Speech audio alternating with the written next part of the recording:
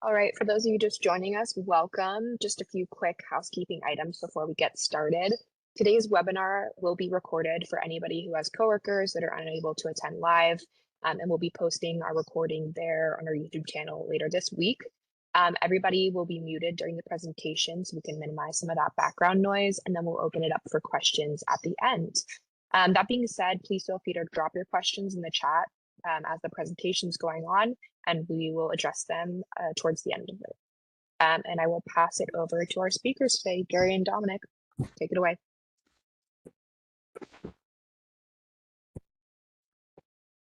Hi, good morning and good afternoon, everyone. Thank you so much for joining today's call. Today's February 10th, 2026. I'm on here with Grid Security, Gary Dodd, and a few others. And we're going to be discussing how we can prepare for the new requirements in CIP 3-9 that are coming up here April 1st, 2026.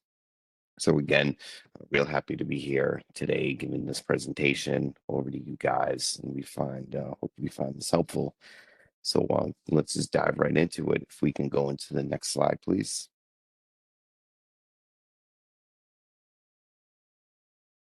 All right, so we're going to kick off with just a little history, kind of about why we're here, the new additions in CIP 3-9, a little bit about what GridSec and GridSme are doing for you and what we'll be doing for you here in the future, which kind of ties into the implementation, the next steps, questions that we're asking the public, our clients, on what we need to do, and then we're going to have some closing thoughts and some questions.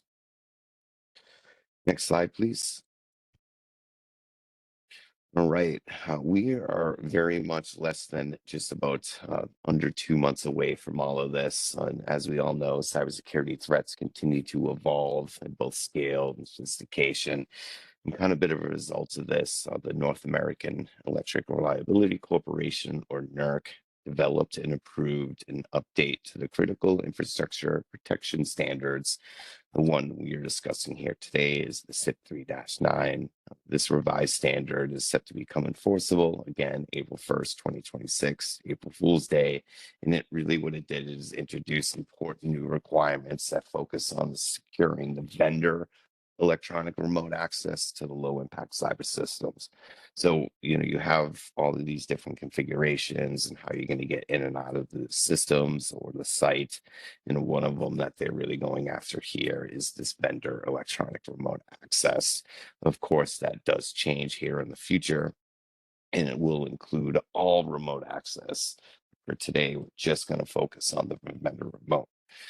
So historically, and as some current opinions, these low impact assets considered to pose a minimal individual risk to the BES, but over some recent analysis and highlighted, where all this true risk is really lying in these potential collective impact is kind of surrounding a lot of these low impact systems. The idea is if multiple low impact assets are compromised simultaneously, particularly through remote access vectors, they can pose a significant risk. An attack could potentially exploit a low impact cyber system at an entry point to a higher access impact asset. And this can really just amplify the risk across the BES. A little bit of that is kind of something goes through the GO and it goes through the GOP.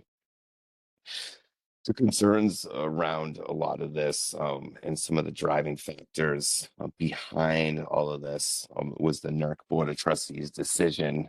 This is way back in 2021 in February, and really they had a meeting to initiate a comprehensive review of all of these low impact cyber systems. And the result of this is the NERC staff was directed to collaborate with industry stakeholders to assess whether the current criteria was addressing the cybersecurity risk associated with these systems and the facilities that house them. To carry out the directive, NERC assembled a low impact criteria review team, or the LICRT. It was a diverse group of cybersecurity and compliance experts drawn from the industry. Unfortunately, I wasn't included in any of this, so I wasn't able to kind of steer anything. But here I am right now, still doing what we need to do here to get all of this done. really the kind of goal of everything too, of all of these meetings, to kind of evaluate and assess the degree of risk posed by all of these systems and how to determine if the existing standards were sufficient to mitigate those risks kind of around these vendors and different types of remote access. Obviously, they found it did not meet the mark. So here we are right now. The teams, they published all of these findings in a lot of report, and really they were just kind of emphasizing one big critical insight on all of it was really the individual low impact assets may not represent a significant risk on their own. But again, all of them aggregated together in a coordinated cyber attack across multiple assets could result in some serious impacts to our grid. In the report, again, recommended that they go back and review the low impact criteria and strengthen some of these controls. And we go back to 2022 and everything was finally accepted, all of these reports. And that's when the directive went to the standards committee to begin the process to address all of the recommendations. And there was another fun standard authorization request, and that was submitted and approved in 2023, which really paved the way for the development of CIP 3-9. So again, everything started cranking away, 2021, 2023, things were getting finalized, and now in 2026, that is officially going to become effective. So things just tend to move a little slow, take some time. With CIP 3-9 overall really reflects the understanding and all of these evolving risks, and it's reinforcing the need for stronger security controls around vendor remote access. Even for the systems to be considered lower risk, the implementation of standards marks a significant step forward in the collection efforts to secure the electrical grid and what we need to do against modern cyber threats. And again, I also just say, and I do want to point this out too, that there's another project in the works that's going to bring this into CIP 3-11.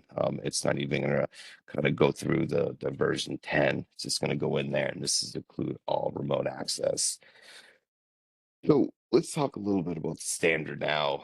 The main focus of CIP 3-9 was really the introduction of Section 6, which will eventually get worked into Section 3 in -11. So stay tuned for all that later. So Section 6 really establishes mandatory security controls, which targets the vendor electronic remote access to the low impact cyber systems.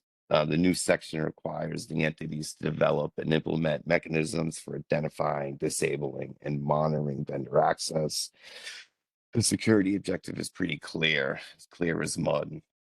It is to reduce the risk of unauthorized access, enhance the overall cybersecurity posture of the bulk electric system through a proactive access management and oversight through the grid. Second computer there.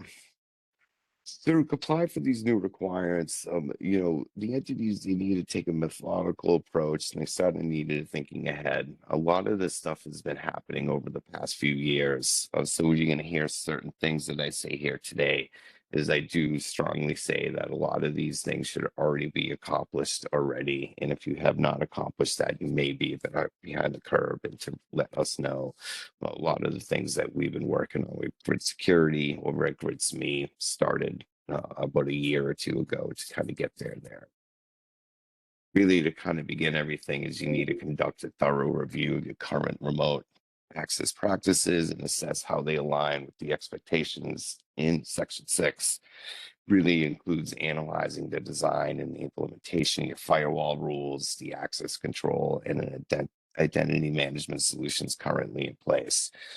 Again, this is a lot of things that Grid Security has been doing in the background for us and for you, but just make it happen. Again, if you're not with them, these are the questions you want to ask. So in many of these cases too, updates or enhancements are going to be necessary in environments that maybe there have been legacy or vendor access has not been managed in the past. One of the key technical measures emphasized by NERC is the use of multi-factor authentication for the vendor remote access.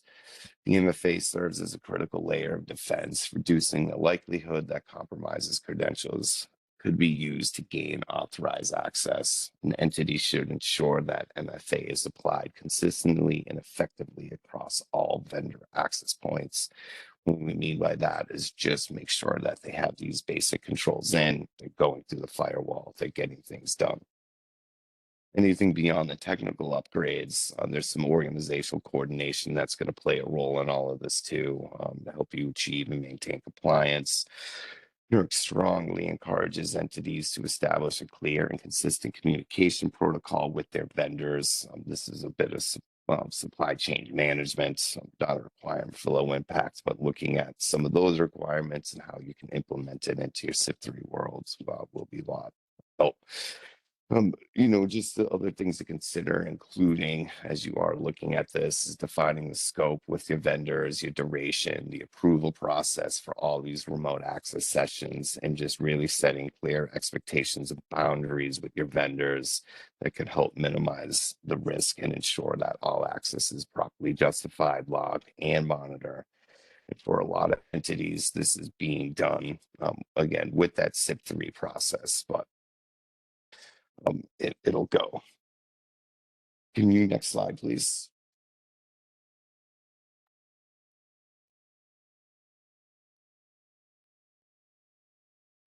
Right, thank you for that.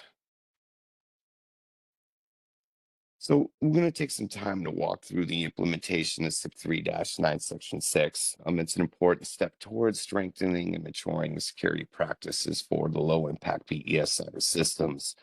I'm going to point out that in many ways, this section closely mirrors some of the requirements we see in CIP 5. So if you already have those controls in place, you can lean on the same approaches as your starting point going forward for that. In a lot in our world, we're not dealing with CIP 5. So again, pay attention to what we need to do here. In section 6.1. For section 6.1, documentation should demonstrate how vendor access is pre-authorized, including the steps taken prior to granting access. It should also show whether alerts are generated when vendor logs on, while sessions are actively monitored, and whether security information and event management systems are logging and alerting those sessions. Additionally, documentation should cover how sessions are initiated on a time of need basis rather than a persistent access, and whether session recording is in place and how system logs are retained and reviewed. If other operational, procedural, or technical controls are used, they should be clearly identified as a part of the overall access control strategy. In section 6.2, documentation should show how vendor electronic remote access can be disabled. This includes disabling the user or system accounts, shutting down specific ports, services, or access permissions on systems like firewall, routers, switches, VPNs, remote desktop, and other tools used for remote access. It should also cover disabling communication protocols such as IP that supports vendor connections. In some cases, physical connectivity can be removed, such as unplugging the Ethernet or powering down the equipment. These procedures would also be executed by your O&M providers or you. So there's just one option that you do have there. So some of the documentation should really include administration controls outlining the procedures, tools, and steps used to disable the access, as well as any other relevant operational or technical controls. You'll hear me say a few times throughout this meeting here, Grid Security and GridSme are already accomplishing these things in the background. However, we do need to work with you on a few of these outliers. Before we can get into that, for section 6.3, documentation should demonstrate that processes or technologies are in place to detect malicious communications. This includes the use of anti-malware solutions, intrusion detection or prevention systems, and either automated or manual log reviews. The documentation also should include how alerts are generated in response to suspicious activity and include any additional operational, procedure, or technical controls used to identify and respond to potential threats. Reviewing and enhancing all the existing controls and applying some compliance solutions And technologies like multi-factor authentication is going to help foster a better collaboration with your vendors. Again, look at those CIP 13 methodologies and how you can accomplish this and what's some of the baseline things that you should have with your vendor as you are writing out these contracts or reviewing existing contracts you have. Taking a look at that, it is really going to kind of improve your resilience against the emergency cyber threats too, that you have good vendors in place, and you start that by having good contracts. And you can, again, look at your SIP supply chain risk management program to help you establish what you need to do there. All right, next slide, please. All right, so now we're going to kind of start doing a little more collaboration between GridSme and GridSec. We kind of wanted to just take a minute to kind of go over what we do here. And I say we as in GridSme is me, and then GridSec. And I have Gary Dodd on the phone with me that I'll ping here in 1 second. So what GridSme does, and this is kind of course, the high level and some of the things that we'll be doing after the effective date. We're going to talk about what we're doing there. A little bit before too.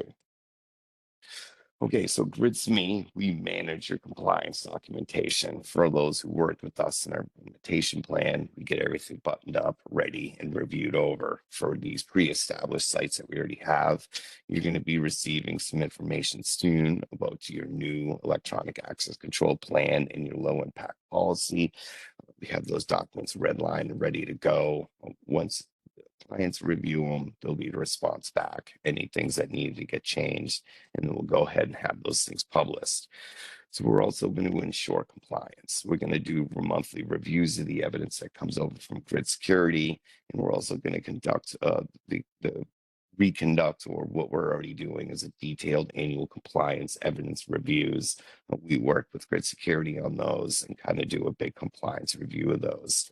It's going to slightly change our review, but we're going to be doing that to make sure that you're still getting everything you need with the -9. So what we're doing right now too is we're working with GridSec, we're working with other vendors, we're working with the clients to make sure that everything is going to be ready and compliant come April 1st, 2026.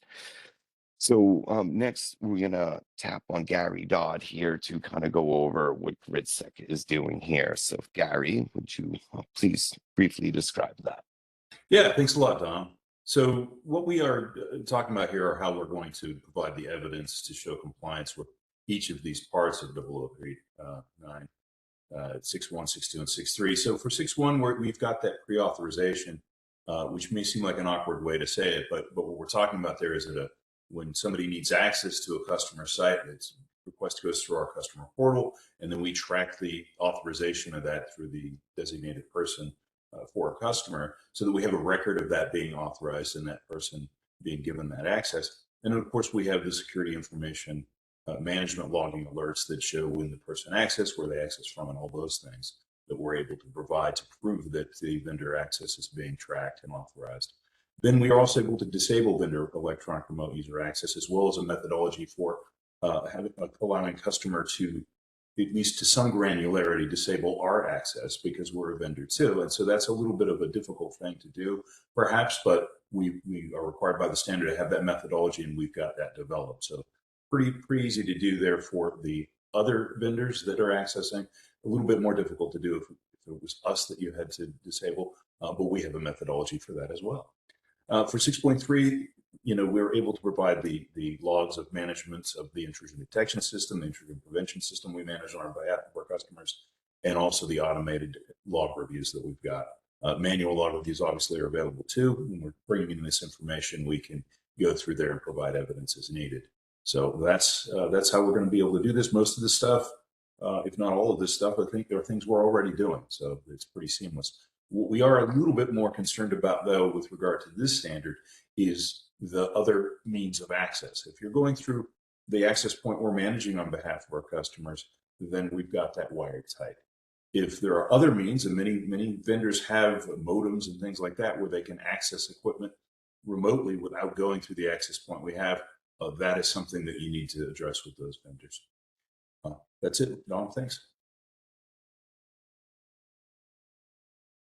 Awesome, Gary. Thanks so much for jumping in on that. Again, we collaborate a lot, GridSme and GridSec, but we are technically separate. But we collaborate often, frequently, and always, especially right now with the CIP 3-9 that's coming up. So what have we been doing in the meantime to make sure that things are ready and things are ready to go for you? Again, Grid Security has been doing this for about a year now as these things kind of go on. So they've been able to go through, take a look at all those sites, what needs to get done.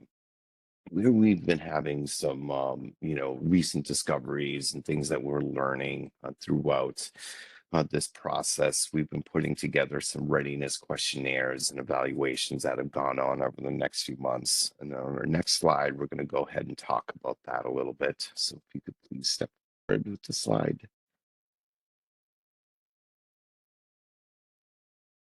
All right. So again, lately you've been seeing some requests come out from Grid Security and GridSme. They do sound somewhat similar because they very much are. I like to just take Gary's hard work and pass it off as my own. Thank you so much, Gary. But again, we've both been sending out requests and they are similar. And what we're really trying to get after is some of these connections that are outside of GridSec purview and where they don't really know about it. And a lot of these just kind of were established as sites were getting built during implementation, during testing, and they were finding that there's some that are still just kind of hanging out there. We're trying to make sure that the client is aware and they're ready to reach out to their vendors if they have not already to make sure that they're doing what they need to do to be compliant. Most likely or not, they are doing that, but it is just getting the verification on the phone with them. Again, this is all kind of comes back to that CIP 13 supply chain. If you have good vendors, they're doing good work already. So hopefully you have good vendors and they're willing to work with you. So the first question that was kind of similar that GridSme and Grid Security sent out was any of the supplied equipment that is on your site include embedded communications hardware? This is really going after the cellular modems or any of these radios that are in this equipment. Well, you can just pick on some Tesla here with their mega packs, and they have those cellular modems in there, can be disabled. But really, this question was kind of intended to identify any of these embedded communication paths that were bypassing the electronic control systems. So again, under this new standard, all routable remote access paths to the systems must be identified, documented, and protected, regardless of whether they are vendor installed or customer managed. And as I was saying that, I really do want to kind of correct myself here too, is if you do have some of these communication paths that are out there right now, and you're planning ahead for your vendor remote access, if you are seeing some of these that are outside of the firewall, especially GridSec supplied and their firewall, you definitely want to know about these right away because they do kind of pose a current compliance situation as they may not have all the documentation. So again, if you're seeing any of these in there, start to reach out to us and start to think, hey, is there something I'm not maybe doing right now with this? So again, look at what you need to do, reach out to your asset managers, your vendors, just find out if any of that equipment out there has embedded communication or hardware. And if it does, how can we disable it and or track it? The second question is again, geared towards our clients and everybody we work with. And as a registered entity, to use the GO or even the GOP or any other parties have the ability to remotely access the site equipment through any method other than your client-based VPN that terminates the firewall. Again, this is the idea that there's a connection that's already established and everything is good. But we really want to know, or is anybody else, anyone at the site that can look, get into there, because again, these new requirements, all remote access, vendor remote access to the site equipment has to be known, controlled, and protected through this approved access point, and any other access methods that does not terminate at this firewall is presenting compliance risks now and will 100% complete the compliance risk come here on April 1st, 2026, as it does fall outside of the documented electronic access plan. So again, I can't stress how important it is to have these questions answered and returned over to us. Not only will it give us insights on what we're going to be doing here for -9, it kind of can tell a little bit of a story on what's going on right now at your site. So this other question here we asked was any remote access to the site equipment occurring without an approved security provider access request. And basically what we were trying to get at there is making sure that all of these vendor remote access has been looked at, it's been authorized, you're tracking, you're monitoring, you can log the expectations that is going to be with the -9. And really just want to make sure that all vendor remote access requests that occurs without a formal access request is now getting brought into scope, and you can demonstrate that you're controlling and you're being accountable, in this instance that an audit does come, and what you would need to do to be NERC ready or for that audit there. So again, really, we're just trying to kind of find these deltas that are going on here with these, embedded communication paths, some type of site access that you may not know about. And if you do know about them, totally fine. But are you making sure that they are NERC ready for -9, doing all of their things that you need to do with, access management and all the controls that you kind of need there too. So this last question here is just, kind of another general one, trying to discover any methods of remote connectivity out going to these sites that's outside the client-based VPN connections, and then terminating at that firewall. So many different things. I'm going to let actually Gary speak a little more to the technical aspects of this question, but really we're just looking for remote access software, OpenVPN, TeamViewer, certain things that just again we may not know about. So Gary, if you would love to kind of describe that one a little more for us. Yeah, no problem at all. So previously, before the -9 updates to the standard, it was permissible for vendors to have the kind of access they needed to do maintenance under warranty agreements or that kind of thing. And so they wouldn't necessarily go through the verified remote access control point, right? And so that control point that we're managing on behalf of our customers is collecting the information and doing the things that are necessary for the standard. So if we have other third parties that are accessing our customer sites, that customer is the registered entity, is accountable and responsible for making sure that the third parties that they do business with are achieving compliance with the standard. Now, they can do that in a couple different ways. They can ensure that the vendor is doing all the things that GridSec is doing and GridSemi is doing for them. Or they can go through the site that we're managing on behalf of our customer, which is probably the easier method in most cases. But making sure that we don't have these other kinds of accesses is really important. Should audit time come around and it'd be discovered that there are other ways to remotely access these points that aren't collecting the information required for the standard. And so that's what we're talking about, because we do know there are some of these out there. It's very common in the electric sector. It's very common for vendors of various different kinds of hardware and software to want that different remote access of their own that they control and they can have access to. But under the standard, that gets a little bit more difficult. That's it, Don. Thanks. Yeah, thank you so much for that, Gary. Well said. We'll have these challenges ahead on there, and to kind of just dive in on that bit further before we open up some questions.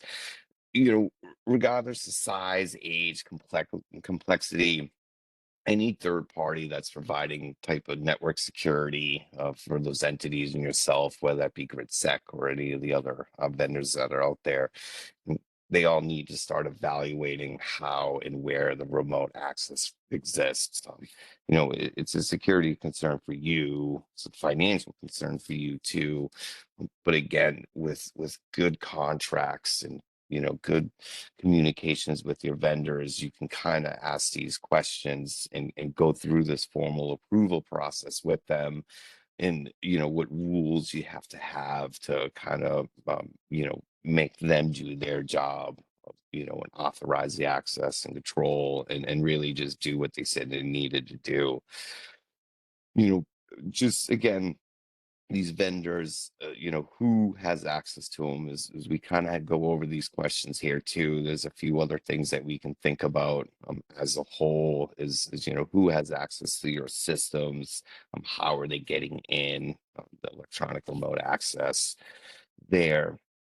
But and think about what details you can start providing on how this access is being managed and provisioned today. If you are discovering that there's things that are outside of your security providers purview to, again, start looking at what remote monitoring software that you might already have in place so that you could put there that's going to help you get some of those controls in to monitor the remote sessions and disable it. Look at what cyber assets are also in play here too, and if they even have remote connectivity, or it's something that can be easily disabled. You see some of those older legacy systems. Start also looking at the bigger picture too. Anything that's coming on between right now and April 26th, we would think those things are right on our radar, but think down in the future too, right? You have new vendors that are coming in, or anybody else that you're looking to use, or you need to make some changes to configuration to let this other vendor in. Start thinking ahead, look at your contracts, make sure that there's provisions in there that they're going to address what they need to do for -9 too. Look at what's in place, things, how to identify, detect, and prevent these remote access from your sites. You work with your access manager and your security providers to do their, as they step back, they'll be looking at their firewalls, seeing what's in place, existing rules and plan rules to allow that vendor remote access. And a lot of these things definitely should have been doing by now, but if not, continue to reach out to your security provider to get these things done, as the time is coming here soon. They're going to kind of just want to look at what equipment's there, and work with your asset managers, kind of figure all this out. Again, what equipment there, what are the capabilities of that equipment that's going to help you get ready here with -9. And of course, we're already there to kind of help and guide you through whatever you do need on that, especially if you are a client with Grid Security. Leverage that, reach out to them. They're industry's best experts out there. They're going to be able to answer any questions that you guys have in regarding your readiness outside of what they kind of manage there. So my next slide is a bit of a Q&A slide here. I do have some closing thoughts to share on that. So you advance to the next slide.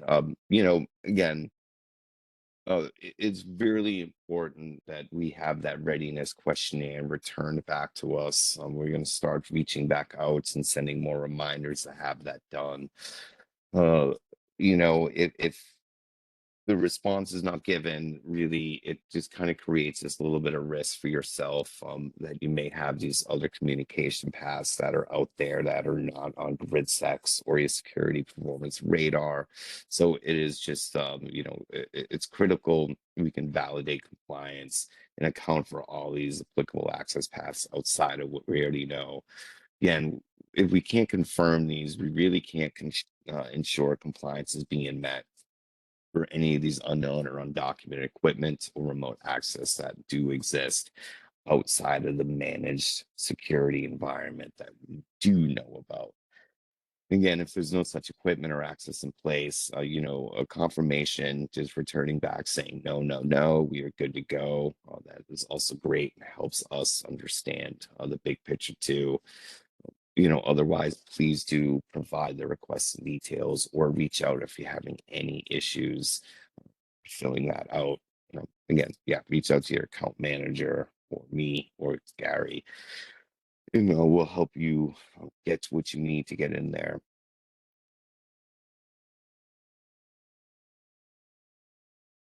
A few other little comments that I wanted to kind of include here before I open it up. A little bit about a training and awareness. Part of implementing this, it's really essential to ensure that everybody involved with this is going to receive training on the updated requirements. Basically, just kind of going through what we're particularly doing here, talking about the new things there. In this training, just make sure that they're understanding the expectations for managing, monitoring, and disabled all of the access within Section 6. This is just going to help everybody kind of be aware what they need to kind of look for, as they kind of implement and go there. Work with your vendors again as part of this transition. It's really important to assure that all of the applicable changes have been communicated to the vendors, basically saying, hey, there's new things that you may have to do here. Please start doing these. Again, get some acknowledgement from them that the responsibilities under these new requirements are going to be met, particularly around the ones related to the electronic remote access and security controls. Again, are these VPNs? Are they going through the server, etc.? Look at your contracts, your service level agreements, or any other binding documentation to reflect their role in maintaining compliance. Leverage those if you may have to. Make sure your vendors are informed and understand their obligations is probably one of the biggest steps for them to support the compliance environment.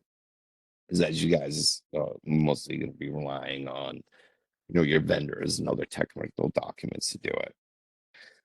Lastly, it's really important to kind of think about the big picture and what you're going to need to do to support compliance. Of course, that's the things that we do over here for you. We just do want to say, a few of the things that you can do is evaluate and identify the preventative detection and corrective controls in place to manage this vendor electronic remote access. Start to look at what you already have there and determine what events or triggers is onboarding new vendors, which documentation going to look like on granting new electronic access or making the modifications to the systems that requires a formal review of your Section 6 process. Just having this clear path and ongoing is just going to make your lives easier. Of course, grid security, they're doing all of these things. We're trying to get these deltas over, bring everything together. Once we have that, I feel like we're going to be a really good spot come April 1st. Again, please continue to send us these readiness questionnaires back. Look at your training and your awareness, what you're going to be telling, communicate to your vendors, and demonstrate compliance. That being said, we're going to open the floor for some questions here. I do appreciate everyone's time. Thank you so much for joining.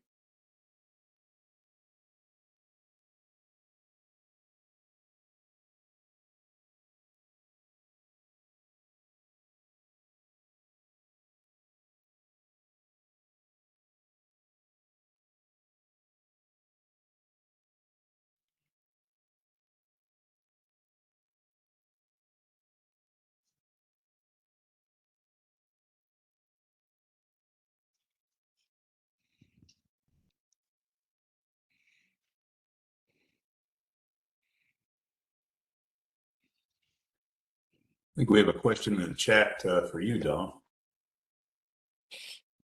Let me see if I can see the chat here.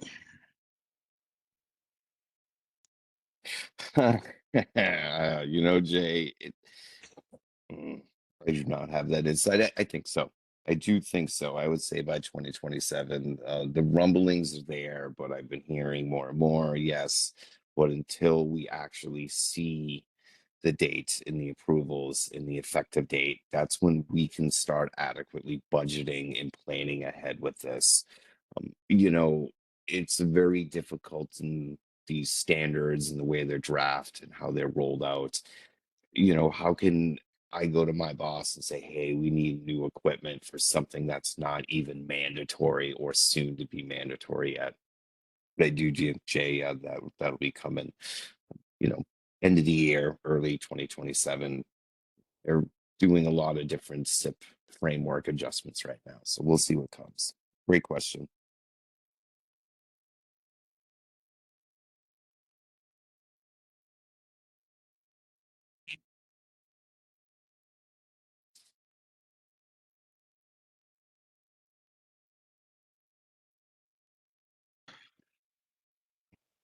Okay, you're very welcome, Jay. Again, yeah, feel free to reach out to us, your account manager, anyone else. Hey, Dom, I have a question. Can you hear me? Mm-hmm. Hey, this is Chris Travis from Revon. Hey, Just Chris. since there's so many Tesla batteries out there, is it possible for GridSme to reach out to them with the issues that we have with their communication outside of the the network? It seems as though you carry more weight as an organization handling this stuff for all of us than us individuals, that maybe you would get a better or faster response from them and maybe turn on some lights with them, and that we all need this. And so, maybe they can plan for it and push it out to us rather than us having to go and pull information from them. Yeah, it's a great question, Chris. And how do we work with those individuals such as Tesla? And we do chat with them, but it is also has the difficulties of, you guys as the asset manager are the ones to reach out to the vendor. Of course, we'll be here to help you and try to initiate those conversations, with them. So, Dom, you may Chris, our CEO set up a meeting. The three of us, our CEO from GridStack and Dom and myself, met with a Tesla person. We did get some information for what you can tell your asset manager, and we did share that. So, Chris, if you'd like to get that, you can drop an email in the chat, or maybe just send it to Dom and get it to me. Yeah, and we'll get you that too. Oh, sorry, Dom. Go ahead. Oh, no, I was just saying, yeah. Chris and I work together all the time.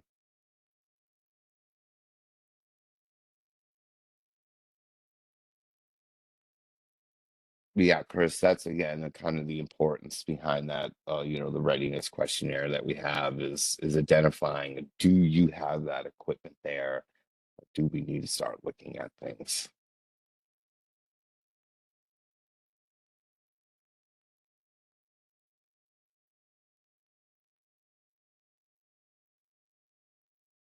Thank you. I'll continue to hang out here a little more if there's any more questions. Otherwise, contact information is there. We are ready and waiting for your questions to kind of come in here to doing what we need to do to get this done.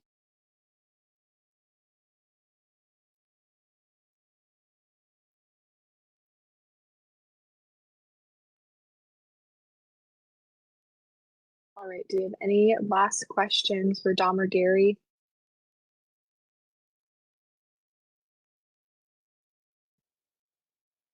Okay, well, thank you guys all so much for joining us today. This recording will be available on our YouTube channel in the next few days.